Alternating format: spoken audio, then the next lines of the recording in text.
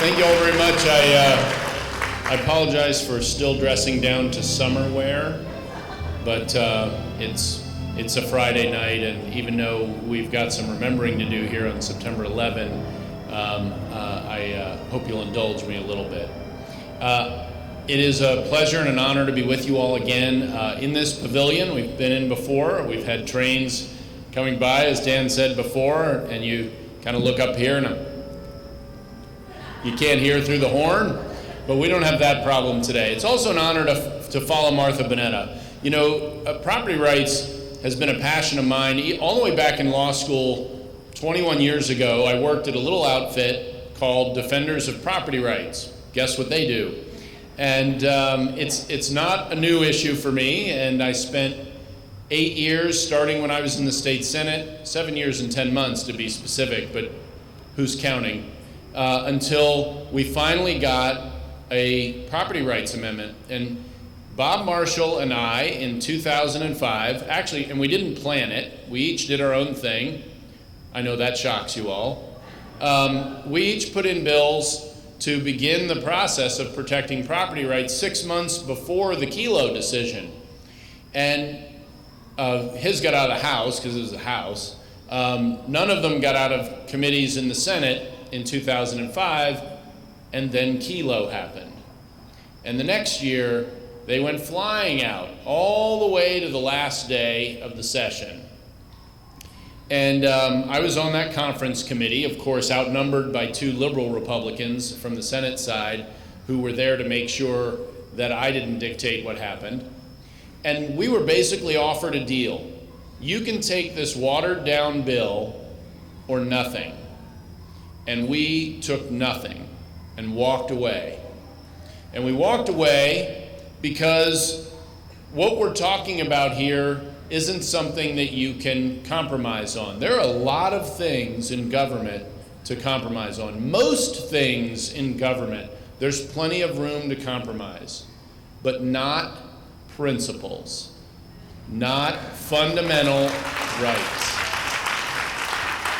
And I actually sat in a caucus where one of my caucus members said, look, I don't care what you pass, just give me something to campaign on. And this is also the person who put in the critical amendment that became the test vote the following year, 1817, that told us that we were going to win that year. Just a statute, and that wasn't good enough for us. So we kept coming back until we got a constitutional amendment. And like so many things, and I know this will sound very familiar to Congressman Gomert, although you don't put anything on the ballot, referendums, but it was so hard, it took so many years to get property rights protected where they belong. Fundamental rights should be protected in our fundamental document, our state constitution. And then when it got on the ballot in 2012, a majority of people who voted for Mitt Romney for president voted for it, and a majority of people who voted for Barack Obama for president voted for it. 76% of Virginians supported protecting property rights in our Constitution. So if it was a 76% issue, why was it so hard to get out of the General Assembly? So are they protecting our individual liberty?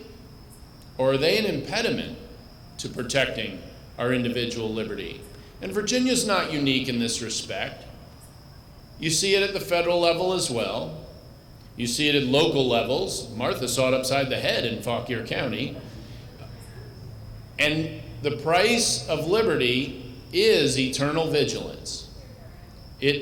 At every level of government, whether it's local, state, or federal. And I agree with Dan. Right now, the assault on our liberties is more extreme than I can ever remember. But I do see opportunities. I think that this year we have an opportunity in Virginia. We have a 2119 state senate that blocked Medicaid expansion and can continue to do that if things go well this year.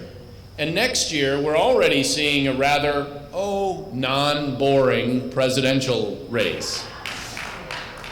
And particularly worth remembering here on September 11 is not just 14 years ago and that tragedy. And by the way, like all of you, I so love and respect those who have served and are serving in our military, but especially today, we should remember that over 10% of the people who died that day were public safety officers. And who's under assault by our own president, by the left, today? It is those same people who make sure we're safe right here today. Folks, I hope you, like me, pray for our military to keep them safe, to bring them home safe as they fight evil around the world. But don't ever forget this: evil is right here too.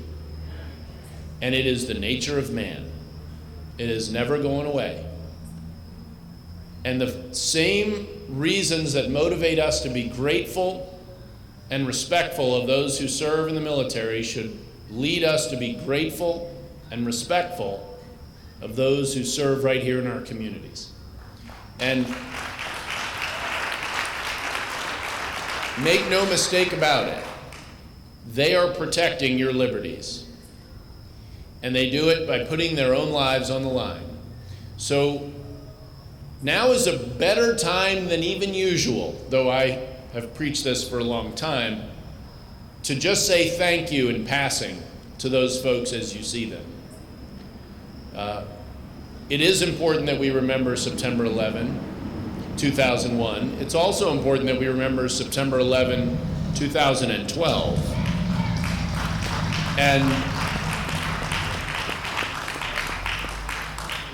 And what could have been avoided, and why it was not avoided, and what happened afterwards. You know, back in 2001, Mark Warner beat Mark Earley for the governor's race, and I was so impressed with what we learned about Mark Earley from where he went after he lost. For those of you who don't know, he went and ran the prison fellowship ministry.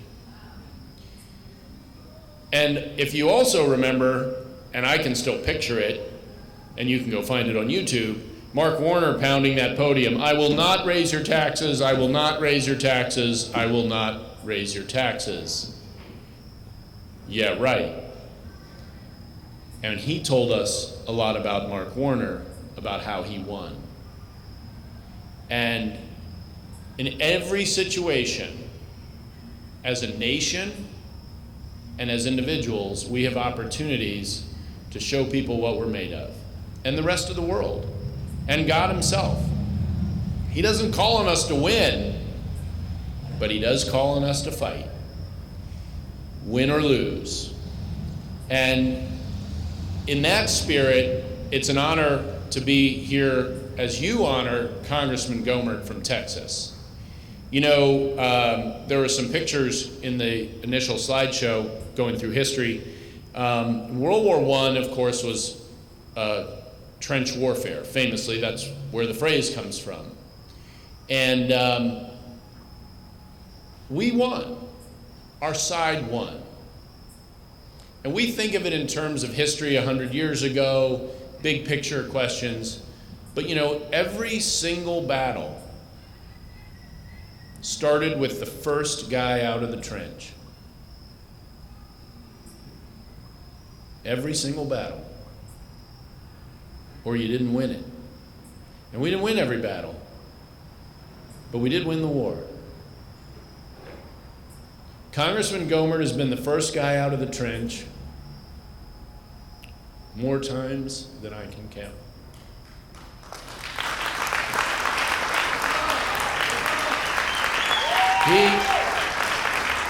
And I'll tell you what, I'm not sure German machine guns have much on the Republican leadership. Oh, did I say Republican? Democrats, surely, are who you have to watch out for. Yeah, right. But he has been a leader. He has been willing to sacrifice his own opportunities, because the people who are doing the hitting upside the head of the people who need it aren't the ones who collect the rewards when we do succeed. By way of much simpler example, when I was in the state Senate, you all here know that I was not necessarily beloved by my own Senate leadership. And it took the Democrats getting the majority for me to get the committee assignment I wanted. The Republicans didn't give it to me. Sound familiar, Congressman? Yeah. And it is harder emotionally, spiritually, mentally to fight with your friends, but it is the truest test of mettle. As much as I really know and adore all the folks who are here, and these relationships are invigorating as we go into battle together, even that is not what this is about. It is about those principles and preserving and expanding our individual liberties. And one of the things we have seen since September 11th is a real debate about where is the balance between security and liberty. I'm someone who has sued the NSA for sweeping up all your telephone data, who believes that on those rare happy occasions when we can have over $10,000 transactions at the bank, that there's no reason for the federal government to know that.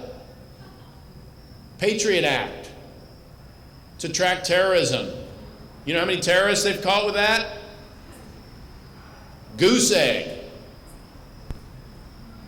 Democrat and Republican senators on the Senate Intelligence Committee tell us that virtually nothing has been stopped by the NSA's mass surveillance in violation of the Fourth Amendment. And they've been doing it now for closing in on 10 years.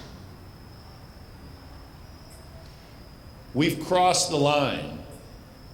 We have a federal government under Republicans and Democrats that has trampled our liberties. They grow government too much, trampling our liberties. They make the arguments about, well, this is good, we need this now, it feels good, we'll be safer, etc. As Rand Paul, he lost the exchange with Chris Christie in the first debate, but he was right. Get a warrant. I can tell you, it's not hard. It's not hard if you have evidence. You don't even need a lot of evidence. And one of the things you may not know about Congressman Gohmert is he used to be a judge. He knows this better than I do. But he has been someone there pushing his own government to get on the right side of that line, calling it to account, whether it's been run by Republicans or Democrats, whether it's the executive branch or the legislative branch, and yes, also the judicial branch. And he's been there time and time again. He's serving his 6th term. And I didn't know until tonight, we were talking tonight, his battles began in his very first Republican conference meeting. Well, why wait, Congressman, right? Just dive right into it. He is an exceptional leader in America. He is one of few people on the other side of the Potomac that I would speak using words like, I admire his courage, his tenacity, his principle, and his commitment. I just don't use that word very much because there aren't many people to use it on. So it's a pleasure to be here with you all, and Congressman, it's an honor to be here with you as well. And Dan, I appreciate the invitation to join you all. Even though it took a little while to get by Lois Lerner, I hope you get a little something out of them for that in your legal recourse. But it is so important to have organizations that aren't party organizations, but are principle organizations. Focus on protecting the Constitution and our liberties and remembering our history on a day like September 11th. Thank you all very much. God bless you.